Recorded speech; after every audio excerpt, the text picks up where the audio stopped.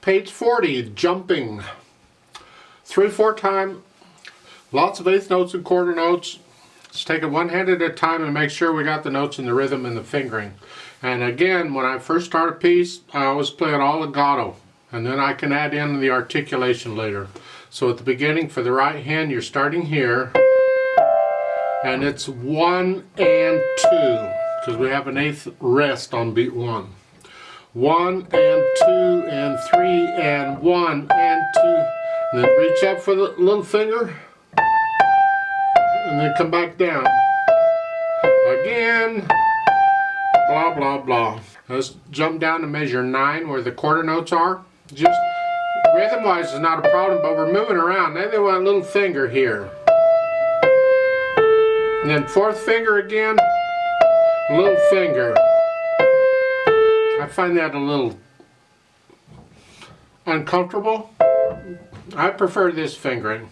On measure 9, you're here. And then I'm just going to do 4th finger there. Just rather than 5th, I'm going to do 4th. And 2, 1. Because I can do that. Basically, I'm in this position. And so I'm going to do that throughout the next few measures. So here to 4. Then reach up. 4th finger again. You could use 5th finger, but okay, we'll go with 4th. Because if you use 5th finger, you're there. You don't have to move around once you're there. So pick a fingering. If it's different than the book, pencil it in and stick with it. Then you're ending measure 12 here. Then for measure 13, you got to reach up an octave. Now they want you on measure 14 to go here and then go here. Because of the articulation, we can do that, but again, I like to finger things legato. Let's figure out a fingering that works legato. And so I suggest for measure 14 here, you put thumb on the last one. And then you can cross over 4th finger. And then during the 8th note rest, you come back up and it's like it was at the beginning. Last line, measure 21. You're here, and then just come up again. I prefer 2nd finger because it's easier for me to reach the C. If your 3rd finger, you can reach it, you got to reach up. But that's kind of dangerous. This is a kind of a fast piece. So I got to move anyway, so I'm just going to put 2nd finger there. And then I got to move again to come, you do it during the 8th rest, you come down. And for the left hand, all quarter notes, and again, I'm going to play this all legato first until I get a fingering that I know works. Till you get down to measure 9.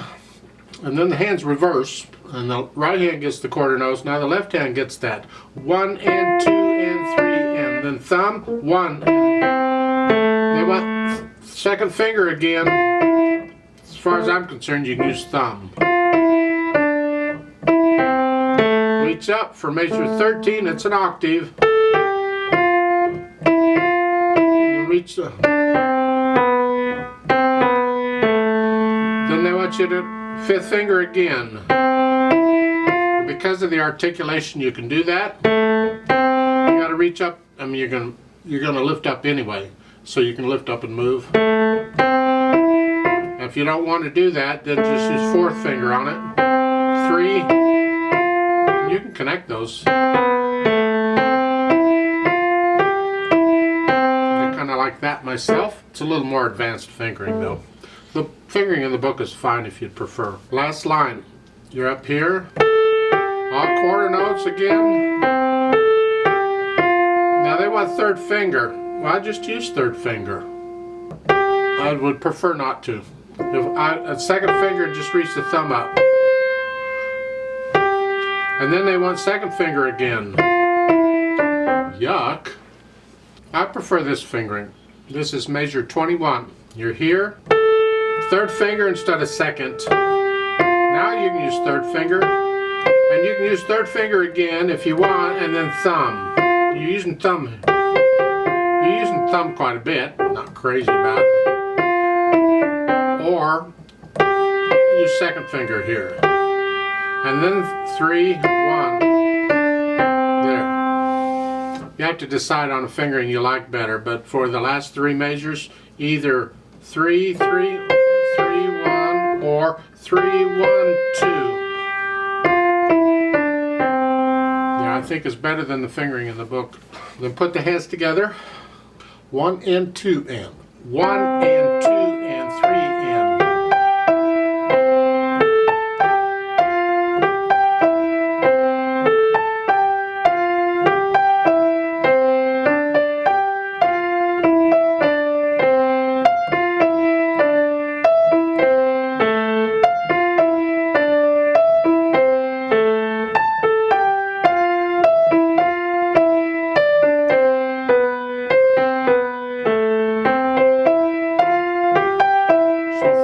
Work it out. As you can go a lot slower than that if you need to, but you need to work it out eventually so the rhythm is steady. Those beats are steady, no hesitations anywhere.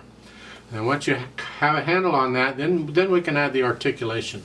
Slurs and staccato. You have the first 2 notes in each hand is slurred, and then they come up together on beat 2. And I'm using a nice light wrist staccato here. You can use finger, but wrist is.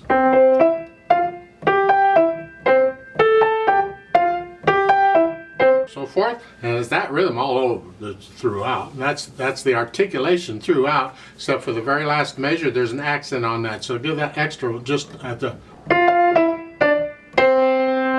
I don't agree with putting an accent on the last note like that, but they did. So okay, just give it a little extra oomph. Don't hold it out any longer. It's just a quarter note. Then we can think about the dynamics. Well, it's loud at the beginning. It's going to be both hands. You get over to measure 9 in the second line. Now it's an echo of that soft. And then a measure 15 or so, you're going to crescendo back up to loud. Don't get loud until the forte measure. So starting measure 15, we're soft.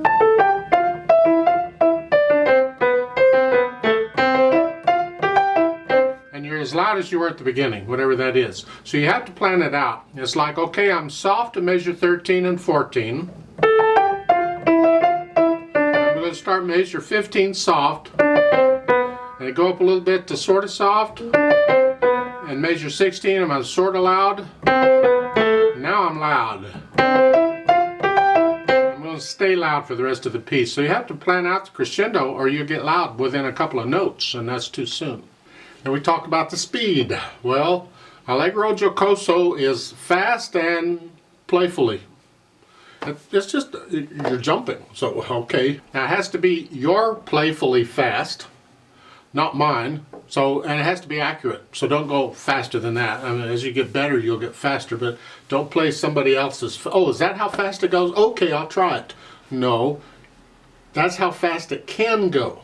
You have to decide on how fast you're going to go. It's on the fast side though.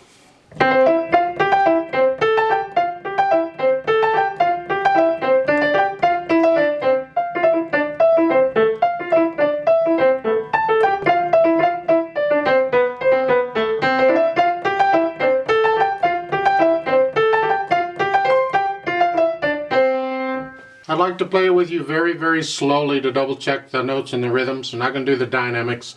I'll give us 3 counts. Let's just go over it slowly to make sure you got all the mechanical stuff correct. 1, ready, and go. And 1, and.